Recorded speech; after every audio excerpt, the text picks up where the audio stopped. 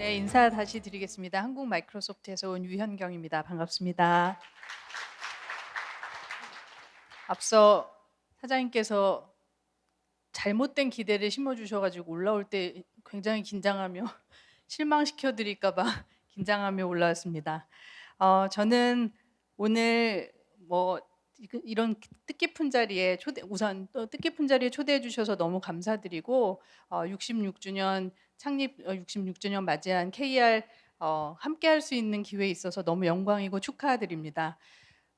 해운 조선 산업에서 KR의 역할이 카탈리스트 이네이블러로서 이 산업의 발전에 굉장한 역할을 해오신 것도 있지만 최근 4, 5년간의 이 디지털 전환 정말 교과서적으로 차곡차곡 해오신 그 여정이 마이크로소프트와 함께 하면서 저희도 많이 배우고 저희도 정말 자랑스럽게 생각하는 그런 사례입니다.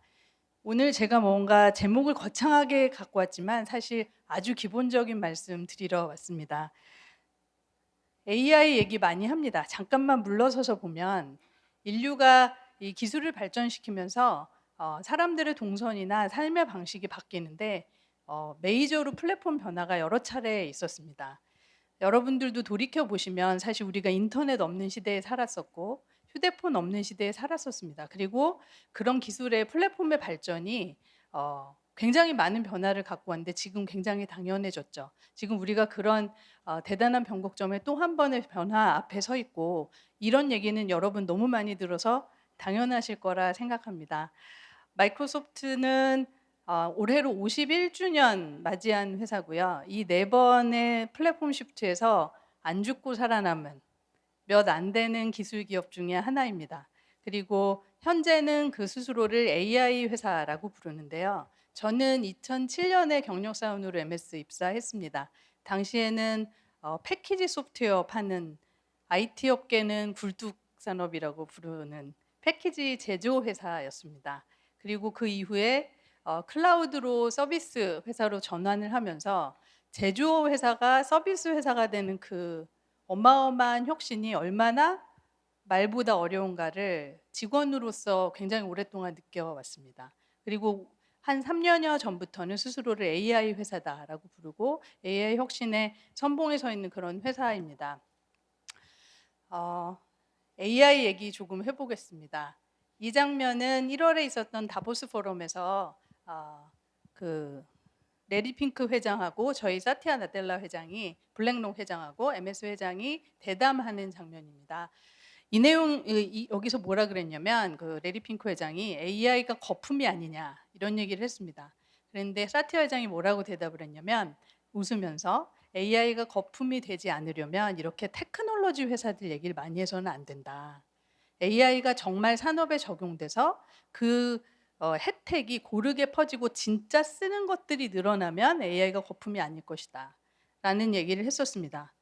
그리고 오늘 앞서 보신 이런 사례들이 진짜 기술이 현장에서 쓰여서 산업을 바꾸고 어떻게 그 혜택이 정말로 가치로 돌아오는가를 보여주는 그런 예라고 생각이 됩니다. 근데 이제 오늘날 AI가 이제 생성형 AI가 이제 우리 보급이 되면서 AI가 굉장히 와닿게 된 지 한 3년여 되었는데요. 지금 굉장히 많은 앞서 보신 그런 어드밴스된 사례도 있지만 사실 대부분의 대화는 아직 여기 머물고 있습니다. 어떤 모델이 어떤 모델보다 더 좋은지, 나는 이거 써보니까 너무 좋더라. 아니야, 아니야, 이게 더 좋아. 사실 여러분들 지금 리딩하고 계신 부서나 회사에서도 많은 직원들이 이런 얘기 합니다. 나는 이게 더 좋아. 이 모델이 더 좋아. 요새 뭐가 잘 나가요? 어디가 살아남을 것 같아요? 기술 얘기합니다. 기술의 이름과 회사 이름 얘기합니다. 그런데 사실 현실은 어떠하냐면요. 이렇습니다. 이게 다 AI 만드는 기업들입니다. 자고 나면 또 나옵니다. 여러분이 아시는 오픈 AI, 최근에 지금 클로드, 제미나이, 마이크로소프트 코파일럿 여러 가지 얘기들 들어보셨지만 앞으로도 끊임없이 자고 나면 다음 주에 또 나올 겁니다. 그리고 그것을 쫓아가고 그 기술을 목표로 얘기하는 것은 AI가 지향하는 아까 사티 회장이 말씀하신 정말 그 인더스트리가 변하고 혜택을 받는 것의 본질은 아닌 것 같습니다. AI가 지금 어디까지 왔냐? 제가 사실 굉장히 오랫동안 얘기를 할 수 있지만 짧게 줄이면 지금은 다음 단계로 넘어가는 시대에 와 있는 것 같습니다. 지난주인가? 지지난주 한 열흘 전에 연합뉴스에서 MS 그 본사에 있는 부사장 인터뷰를 한 기사를 잠깐 갖고 왔는데요. 여기 보면 뭐라고 돼 있냐면 이제 챗GPT, 뭐 챗GPT라는 그 특정 기업 얘기를 하는 게 아니라 챗봇 얘기하는 것은 AI 얘기할 때 그런 얘기를 하는 것은 낡은 아이디어다. 이제 아주 근미래에 모두가 AI로 프로그램, 에이전트를 만들고 활용하는 시대가 올 거고 그러므로 여전히 코딩 교육은 중요하다 이런 얘기도 했었습니다. 시장 조사 기관 IDC가 예측한 게 이제 작년 데이터인데요. 2028년이 되면 전 세계에서 13억 개의 에이전트를 개발해서 사용이 될 거다. 이런 통계도 있습니다. 사실 와닿지도 않는 얘기죠. 그리고 여러분들 에이전트 만들어서 쓰십니까?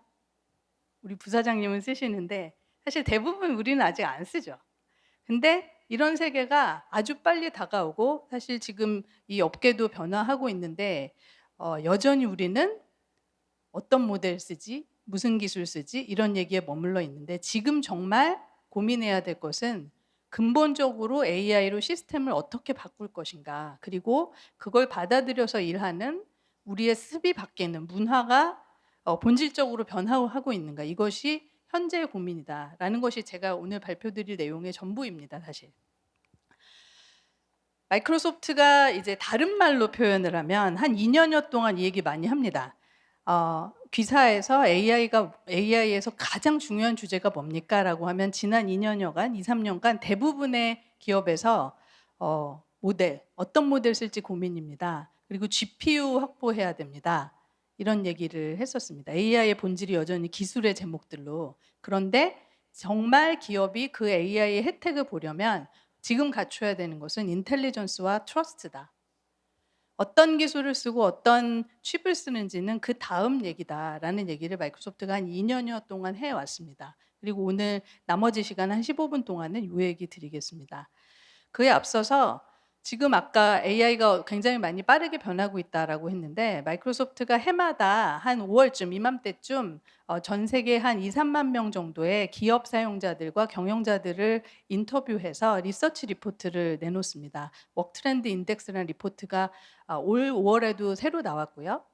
그 내용 조금 소개해 드리겠습니다. 정말 저도 해마다 이 리포트 보고 공부를 많이 하는데 정말 1년이 과거의 5년, 6년치의 변화들이 정말 벌어지고 있구나를 이 리포트도 극명히 보여주고 있습니다.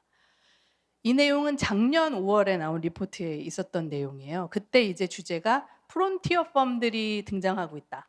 라고 하면서 AI를 잘 활용해서 AI가 근본적인 기업의 산업의 조직의 트랜스포메이션을 하는 과정을 이 세 단계로 정의를 했습니다. 첫 번째 단계가 우리 모두 알고 있는 인간이 묻고 AI가 대답하는, 그래서 이제 AI를 보조자로, 보조 도구로 쓰는 그것이 첫 번째 단계. 두 번째 단계가 가운데 있는 건데요. 이렇게 계속 이제 단순 반복적으로 일을 시키다 보니 패턴을 만들어서 단순하게 간단한 에이전트들을 만들어서 활용하는 데까지는 이미 이제 많은 산업에서 여기까지 와 있는 것 같습니다. 그리고 개인들은 훨씬 더 잘 씁니다. 그래서 에이전트가 이제 팀원이 되는, 내 옆에서 동료로 존재하는 이런 시대가 두 번째. 사실 이제 한국의 많은 기업들도 이 부분까지의 실험은 되고 있는 것 같아요. 근데 지금은 지금 3단계로 넘어가는 초입에 있다라고 저는 보입니다. 마이크로소프트는 워낙 많은 여러 기업들과 일을 하니까 지켜보면 이제 에이전트와 에이전트가 팀을 이뤄서 일을 하고 사람이 조직 관리자가 인사 관리만 하는 게 아니라 에이전트가 팀을 이루어서 그 팀 에이전트를 관리하는 에이전트 보스가 되는 시대. 이것을 3단계 그리고 진정한 AI가 정말 같이 일하는 시대가 올 것이다. 이렇게 얘기를 한 게 작년 리포트인데 올해는 정말 왔구나를 보여주는 그런 그 리포트들이 나왔어요. 이 통계는 뭐냐면 올해의 주제는 뭐냐면 작년의 키워드는 프론티어 펌이었는데 올해 키워드는 개인들은 준비되었다. 그런데 조직은 아직. 이것이 올해의 한마디로 줄인 키워드였었습니다. 뭐 이 차트를 다 보실 필요는 없는데 전 세계 평균적으로 서베이한 결과 조직도 AI가 준비가 되고 세로축이 조직이고요. 가로축이 개인인데 개인도 AI를 잘 쓰고 조직 레벨에서도 잘 쓰는 그 비중이 전체 서베이의 19%, 한 이제 5분의 1 정도를 차지한다고 통계가 나왔어요. 제가 오늘 너무 금방 나온 자료라서 갖고 오진 못했는데 한국 통계치 로 데이터를 제가 어제 받았습니다. 한국이 더 낮을까요, 높을까요? 조직도 준비가 되고 개인도 준비가 된. 참고로 작년까지는 어떤 서베이를 해도 기술 도입에 있어서 한국은 항상 앞에 있었습니다. 근데 한국 어떨까요? 회장님 어떠실 것 같으세요? 높을까요, 낮을까요? 낮습니다. 한국이 개인이 준비되고 잘 쓰는 거하고 조직적인 것이 준비된 거하고 갭이 제가 통계 받아본 22개국 중에 가장 갭이 큽니다. 이 얘기는 여러 가지를 내포할 것 같습니다. 우리가 기존에 가진 굉장히 공고한 디지털의 방식과 IT의 운영 방식, 그리고 뭐 조직 문화 이런 것들에 AI가 들어오는 데 있어서 우리가 고민해야 될 부분이 어떤 부분인가에 대해서 조금 시사점이 있는 것 같아서 말씀을 드립니다. 오해하실까 봐. 제가 미국 회사 소속인 직원이 와서 한국 떨어져요 이런 얘기하면 사실 뭔가 한국 까러온 것 같고 이렇지만 제가 지금 드리는 말씀은 한국의 산업의 발전에 있어서 지금 굉장히 중요한 주제다라고 느끼고 저는 사실 MS에서 19년 동안 디지털 트랜스포메이션, 클라우드 트랜스포메이션 여러 고객들 뵈면서 정말 한국이 가진 저력이 디지털이 제대로 결합되면 더 할 수 있는 일이 많은데 많은 다른 빠른 혁신을 붙들고 있는 부분들은 사실 기술 외적인 요소다라는 것을 굉장히 많이 목격을 했습니다. 그리고 이 통계는 정말 그걸 보여주는 것 같아요. 그래서 지금 고민할 주제는 개개인들이 AI를 얼마나 잘 쓰고 개별 기술이 중요한 것이 아니라 조직이 어떻게 이걸 시스템 근본으로 바꿀 것인가이다라는 얘기를 하는데요. 장표 2개만 더 서베이 얘기하겠습니다. 그럼 개인들은 어떻게 쓰는지 패턴을 보면 그냥 단순히 묻고 대답하고 단순한 일 시킬 것 같지만 이미 굉장히 많은 직원 개인들은 분석하고 추론하고 의사결정하는 실질적인 업무를 AI한테 맡기고 있습니다. 재미있는 시사점은 뭐냐면 AI한테 일을 다 맡기고 아웃소싱하는 것이 아니다라는 리서치 리포트 결과가 나왔어요. 일을 잘하고 AI를 잘 쓰는 직원일수록 AI는 결과물을 만드는 마지막이 아니라 시작점이다. AI한테 시키고 그것을 분석적이고 비판적 사고로 일레보레이트해서 자기 결과로 만드는 것은 결국은 사람이 끝내는 거죠. 근데 인디비주얼들이 개개인들은 지금 이미 의사결정의 많은 부분에 그 프로세스 안에 AI를 절반 이상은 그런 업무에 활용을 하고 있더라라는 얘기가 굉장히 흥미로웠고 그런데 이제 조직 레벨의 오가니제이셔널 팩터로 보면 어떠냐 이 부분이 굉장히 재밌었는데 프론티어 펌, 아까 19%에 해당하는 잘 쓰고 정말 AI가 효과를 보는 기업일수록 제일 중요한 것으로 꼽는 게 인구 통계학적인 얼마나 젊은 사람이 많은가, 기술자가 몇 %인가 이런 게 아니었어요. 프론티어 펌의 100%의 응답자가 제일 중요한 것을 조직 문화로 뽑았습니다. 조직의 AI 문화, 정말 AI가 우선순위, 전략적 우선순위로 자리 잡고 있는가, 그것을 리더와 매니저들이 몸으로 보여주는가. 그래서 매니저가 정말 먼저 써보고 시연하고 추천하고 잘 쓰는 사람을 칭찬하고 그것이 고가평가나 인재 육성에 도입이 되어 있을 때 그 기업이 프론티어 펌으로 빨리 가더라. 그리고 프론티어 펌과 아닌 기업의 AI 격차로 인한 생산성의 차이가 이미 2배 이상 나고 있다. 이런 얘기들이 여기 써 있었습니다. 사실 여기 다 이 자리 리더분들 오셨고 저도 작은 조직입니다만 조직을 이끌고 있는 사람으로서 굉장히 마음이 무거워지는 주제인 것 같아요. 여러분 먼저 쓰시고 먼저 보여줘라 라는 얘기가 오늘 드리고 싶은 말씀에 사실은 다입니다. 아까 인텔리전스와 트러스트로 가야 된다. 모델과 실리콘이 아니라 이런 얘기 드렸는데 그 얘기 조금 더 드려보겠습니다. 인텔리전스가 뭘까? 조직의 인텔리전스. 조직이 AI를 개개인의 개인기 툴로 활용하는 게 아니라 조직의 툴, 조직의 기능으로 활용하려면 조직의 업무의 컨텍스트를 읽어낼 수 있는 환경이 조성이 돼야 된다. 그리고 그 컨텍스트를 읽어내는 환경으로 의사결정을 기술이 같이 해야 된다. 그리고 의사결정한 것을 실행까지 하는 것이 AI가 프로세스 안에 들어와 있어야 된다. 이걸 위해 필요한 것이 인텔리전스 레이어다라는 얘기를 마이크로소프트가 많이 하는데요. 인텔리전스 레이어가 뭘까? 세 가지로 정의할 수 있을 것 같습니다. 첫 번째는 저희가 이제 IQ라는 말을 쓰는데요. 개개인들의 이제 지능을 IQ라고 얘기하는데 우리 조직의 AI 지능, AI IQ를 세 가지로 정의를 하면 첫 번째는 업무, 일머리 AI IQ. 일하면서 쌓이는 AI 역량과 AI를 활용할 수 있는 제도, 이것이 업무 지능. 두 번째는 그걸 하면서 쌓이는 데이터가 정말 AI가 잘 쓸 수 있도록 준비되는 것. 사실 이게 제일 어렵고도 중요한 핵심 주제입니다. 두 번째가 데이터 지능. 세 번째가 정말 그걸 갖고 AI를 설계하고 잘 쓰게 만드는 AI 역량 지능. 이 세 가지가 조직이 필요한 인텔리전스 레이어다. 그리고 마이크로소프트는 그것을 이제 저희가 이걸 판매하는 제품은 아니고 기술 이름으로 업무 역량에 필요한 AI 머리를 워크 IQ, 그리고 데이터 지능을 패브릭 IQ, 그다음에 AI 설계 운영 지능을 파운드리 IQ 이렇게 정의합니다. 이 얘기를 잠깐씩 하나씩 드려볼게요. 워크 IQ는 뭐냐? 여러분들 다 업무에 어느 정도는 AI 활용하시고 직원들은 더 잘 씁니다. 근데 이것이 조직에서 쓰려면 AI 그 조직에 인가된 AI 툴이 이 사람이 무슨 역할을 하고 누구랑 일을 하고 어떤 파일을 주고받았고 왜 이걸 물어보는지에 대한 맥락을 이해하고 있고 그것을 알 수 있는 툴과 보안 제도가 있어야 됩니다. 이것이 워크 IQ입니다.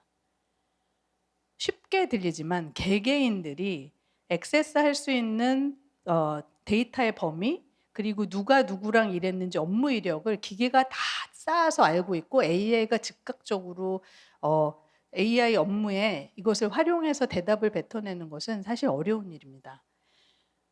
내용이 뭐냐면 워크 IQ가 있는, 업무 지능이 있는 기업은 빨리 AI가 새로 발전하는 것을 빨리 적용할 수 있어야 된다. 언제 다시 다 개발하고 데이터 다시 다 축적하고 이런 것들이 자동적으로 빨리 일어날 수 있는, 그리고 모델이 계속 바뀌고 업그레이드 되잖아요. 이것도 업무마다 필요한 잘 쓸 수 있는 모델, 잘할 수 있는 모델을 자동적으로 골라주는 이런 시스템들이 갖춰줘야 되고, 무엇보다 개발하고 운영하는 공수가 적어야 전사적으로 운영하는데 훨씬 덜 힘듭니다.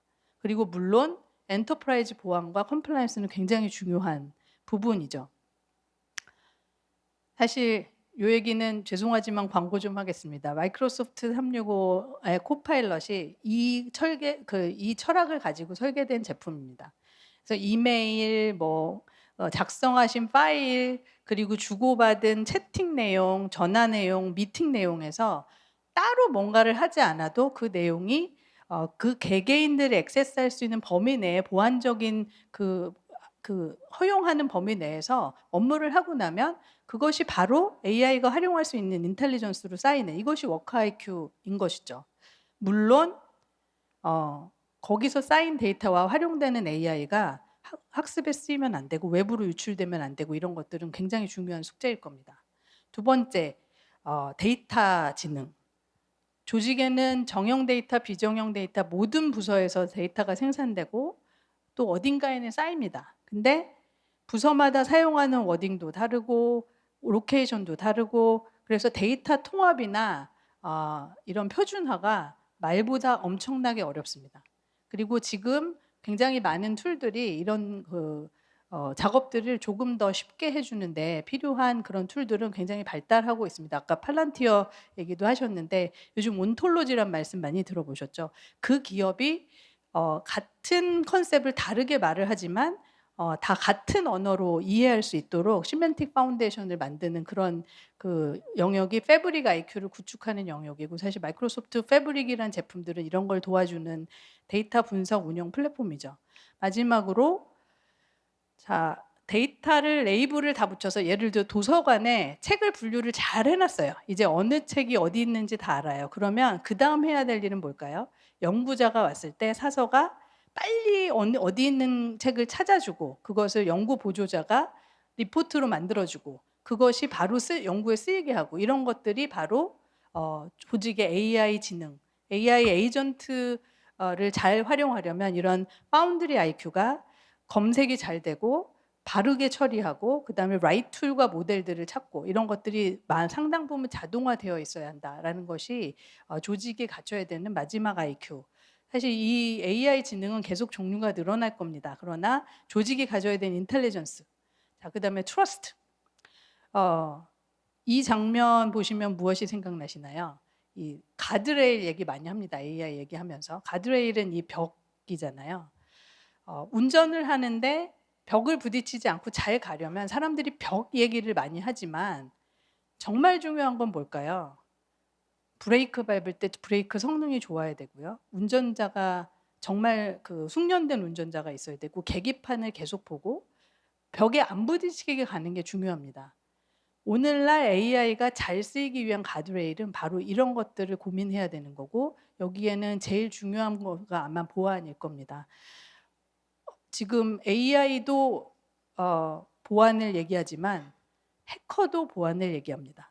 해커도 AI를 얘기합니다. 그래서 지금 인류가 이전까지 볼 수 없었던 수준의 고도화된 해킹과 보안 위협들이 정말 넘칩니다. 그리고 AI 적용하고 많이 쓰면 쓸수록 오버쉐어링, 데이터 유출 이런 고민들은 굉장히 많아지거든요. 그래서 이런 것들을 어떻게 난무하는 에이전트들을 관리하고 추적하고 감시하고 데이터가 적절히 공유되지만 보안적으로 안전하게 운영되는가. 그다음에 사이버 어택으로부터 어떻게 지능적으로 우리 기업을 보호할 것인가 이런 것들은 굉장히 중요한 과제입니다. 이런 것들이 이제 인텔리전스와 트러스트 말씀드렸는데요. 또 하나 제가 오늘 남겨드리고 싶은 그 워딩이 옵저버빌리티입니다. AI가 모든 곳에서 쓰이고 조직 전체로 퍼지면 이걸 누군가는 지켜보고 잘 쓰고 있는지를 보고 불편하더라도 못 쓰게 하는 거는 못 쓰게 해야 돼요. 특히나 아까 13억 개 에이전트가 생긴다 그랬는데 에이전트를 각 부서에서 다 만들어서 쓰면 조직이 통제할 수 있어야 됩니다. 그것을 이제 옵저버빌리티라는 단어로 표현을 하는데요.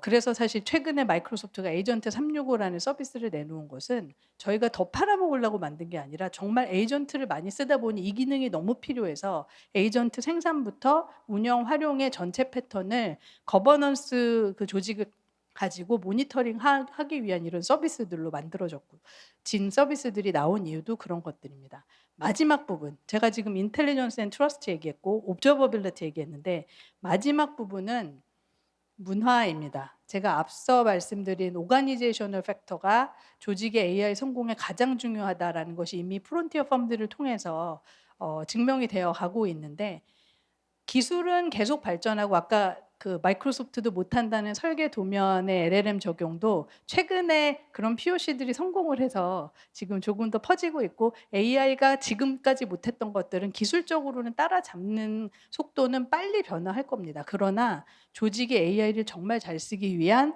컬처와 오퍼레이션 모델은 여러분이 안 바꾸시면 안 바뀝니다.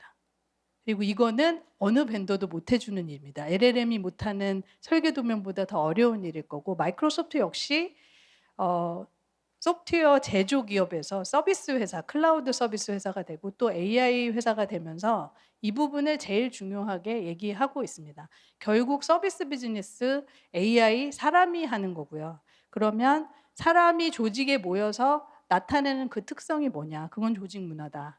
그리고 그래서 마이크로소프트는 11년 전부터 조직의 학습 문화를 굉장히 강조합니다. 실패를 용인하고 실패로부터 더 크게 배우고 틀려도 되는 그래서 너무 똑똑한 사람들이 노이롤, 나 다 알아 라고 얘기했던 그 문화를 러니롤, 끊임없이 배우고 실패하고 성장하고 하는 회사로 바뀌어야 한다. 이 얘기를 지금 11년째 줄기차게 끊임없이 계속하고 있고 이렇게 조직을 운영하고 채용하고 평가하고 관리하고 개발하는데 이런 철학들이 많이 들어가 있습니다. 아마도 제 개인적으로는 19년 이 회사 근무하면서 직원으로서 아직 안 망하고 이 업계의 트렌드를 계속 리딩하고 있는 데는 이 역할이 제일 크지 않나라는 생각을 외람되지만 말씀을 드립니다. AI 어떻게 도입하고 도대체 리턴을 어떻게 증명하지 이런 고민 많이 하실 텐데요. 적어도 지금은 AI가 당장 인력 대체를 완전히 해내고 있다고 보이지는 않습니다만 AI를 잘 쓰는 사람이 AI를 못 쓰는 사람을 대체하는 것은 현재 벌어지고 있는 현상이고 조직적으로도 개인적으로도 AI 도입을 잘해서 잘 쓰는 사람과 아닌 사람의 역량 갭은 비교할 수 없이 커지고 있는 상황인 것 같습니다. 그래서 ROI를 꼭 수치적으로 증명된 그 방식으로만 리더분들이 이해하실 필요는 없지 않을까. 그리고 사실은 어 옵션이 없지 않을까라는 생각을 하면서 마지막 장표는 AI를 정말 성공시킬 때 조직에 필요한 5대 동력의 키워드를 남겨드리면서 제 발표를 마치고자 합니다. 첫째는 역시 아까부터 말씀드린 조직 문화입니다. 리더분들이 먼저 시작하시는. 그다음에 두 번째는 아까 앞서서 보여주신 사례에서 잘 보였듯이 어느 부분 먼저 어떤 목표로 사업 전략에 AI를 도입할 것인가. 그리고 세 번째는 AI는 외주조서 못합니다. 끊임없이 축적된 경험, 내재화된 경험이 있어야 되기 때문에 지속적인 인력들의 훈련 이런 것들에 반드시 투자하셔야 되고 지속적으로 변화. MS는 쉬울 것 같지만 MS도 저희도 맨날 합니다. 매일매일 어느 부서가 더 잘 썼다 이런 것들 계속 리포트 오고요. 이런 경험의 내재화, 거버넌스 갖추는 것. 그리고 기술 얘기는 고민되시면 마이크로소프트 부르시면 됩니다. 그래서 이 5가지가 AI 성공의 중요한 키워드다라고 리더분께 말씀드리면서 제 발표를 마치겠습니다. 제가 1분 넘겼네요. 고맙습니다.